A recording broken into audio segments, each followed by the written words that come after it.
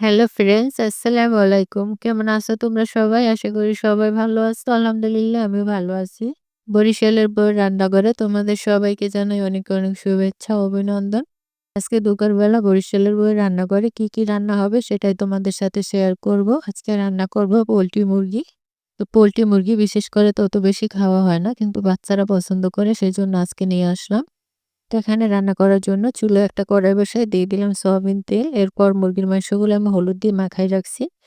মাংসগুলো দিয়ে খুব ভালোভাবে একটু লাল, লাল করে ভেজে নিব। আমি যখনই মুরগির মাংস রান্না করি, তখনই চেষ্টা করি এভাবে ভেজে রান্না করার জন্য। তাহলে মাংসটা একটু শক্ত হয়, খেতে ভালো লাগে। তো মাংস ভাজা হয়ে গেছে। এখন ভেজে নিব আলু। মুরগির মাংসের সঙ্গে আলু না দিলে খেতে ভালো লাগে না। আর আলু দিলে বাচ্চারাও খেতে খুব পছন্দ করে। তো আমি একইভাবে আলুগুলো খুব ভালোভাবে ভেজে নিলাম। এ পর্যায়ে বাকি যে তেলটা ছিল সেই তেলটা আমি অন্য একটা কড়াইতে দিয়ে আরো কিছুটা তেল দিয়ে দিলাম। এরপর দিয়ে দিলাম গোটা গরম মসলা, যেমন দারচিনি, এলাচ। এরপর দিয়ে দিলাম পেঁয়াজ কুচি, দিয়ে দিলাম আদা, রসুন আর জিরে বাটা দিয়ে কিছুটা সময় ভেজে নিব। এরপরে দিয়ে দিলাম হলুদ মরিচের গুঁড়ো আর লবণ। এরপর সামান্য একটু পানি দিয়ে খুব ভালোভাবে মশলাটা কষায় নিব।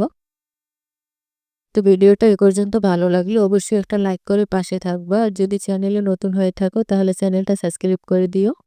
তো মসলাটা কষানো হয়ে গেছে। এ পর্যায়ে মুরগির মাংস আর ভেজে রাখা আলুগুলো দিয়ে দিলাম। দিয়ে কিছুটা সময় খুব ভালোভাবে কষায় নিব।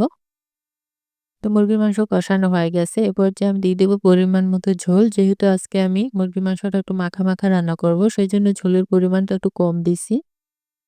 এরপর ঝোলটা দিয়ে আমি প্রায় ৩০ মিনিটের মতো জাল করে নিব।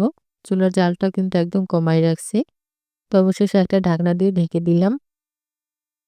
তো প্রায় ৩০ মিনিট পর ঢাকনাটা তুলে দেখি ঝোলটা একদম টেনে গেছে। এই পর্যায়ে দিয়ে দিলাম উপর দিয়ে কিছুটা ভাজা জিরার গুঁড়ো, দিয়ে নামাই নিব। দেখো কালারটা কত সুন্দর আসছে আর খেতেও মাশাআল্লাহ দারুণ মজা ছিল। তো আমি ঝরনা আজকের মতো এখানেই বিদায় নিচ্ছি। তোমাদের সঙ্গে পরবর্তী ভিডিওতে দেখা হবে। ততক্ষণ পর্যন্ত সবাই ভালো থেকো, সুস্থ থেকো। আল্লাহ হাফেজ।